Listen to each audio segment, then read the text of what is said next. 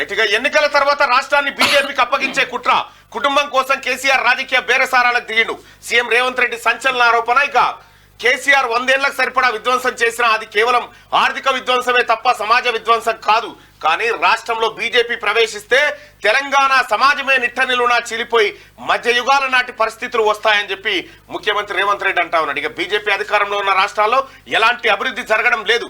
వరుసగా బీజేపీ గెలుస్తున్న ఉత్తరప్రదేశ్ ను తీసుకుంటే ఆ రాష్ట్రం ఢిల్లీ కూతవేడు దూరంలో ఉన్నప్పటికీ పెట్టుబడులు రావడం లేదు.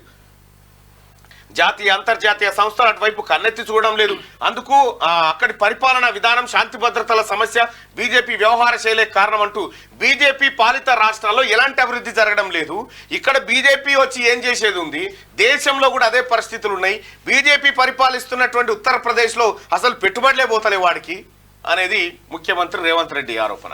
ఇక ఈ రాష్ట్రాన్ని బీజేపీ చేతుల్లోకి వెళ్తే మధ్య యుగాల నాటి పరిస్థితిలో ప్రజలు అప్రమత్తంగా ఉండాలి. గెలుపు కోసం స్థాయి మర్చి మోదీ ఆరోపణలు చేస్తున్నారు. సమాజాన్ని చీల్చేందుకు బీజేపీ ప్రయత్నం ఇది దేశ మనుగడకే ప్రమాదం. మీట్ ది ప్రెస్ లో సీఎం వ్యాఖ్యలు చేశారు. ఇక లోక్సభ ఎన్నికల తర్వాత రాష్ట్రాన్ని బీజేపీకి అప్పగించేందుకు కేసీఆర్ కుట్రలు చేస్తున్నారని, ఇప్పటికే రాజకీయ బేరసారాలు మొదలు పెట్టారని సీఎం రేవంత్ రెడ్డి సంచలన వ్యాఖ్యలు చేశారు.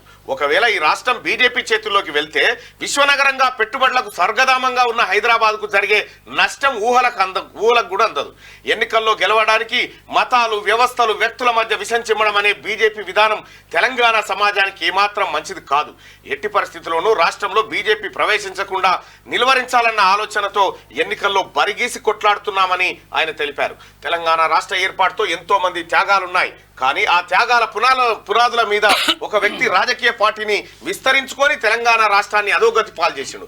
దీంతో విసిగెత్తిన తెలంగాణ ప్రజలు ఆ కుటుంబ పార్టీని గద్దె దింపిండ్రు. ఇది తట్టుకోలేని ఆ పార్టీ ఇప్పుడు ఆ కుటుంబం కోసం వ్యూహాత్మకంగా ఎన్నికల తర్వాత ఈ రాష్ట్రాన్ని బీజేపీకి అప్పగించాలని కుట్ర చేస్తున్నది. రాజకీయ బేరసారాల్లో భాగంగా బీజేపీతో ఇప్పటికే సన్నాహక సమావేశాలు పూర్తి చేసింది అని ఆరోపించారు. ఇక హైదరాబాద్ లో శుక్రవారం రాత్రి జరిగిన మీట్ ది ప్రెస్ లో సీఎం రేవంత్ రెడ్డి మాట్లాడారు నిన్న. ఇది రేవంత్ రెడ్డి స్టేట్మెంట్ అయితే ఇది నరేంద్ర మోడీ స్టేట్మెంట్.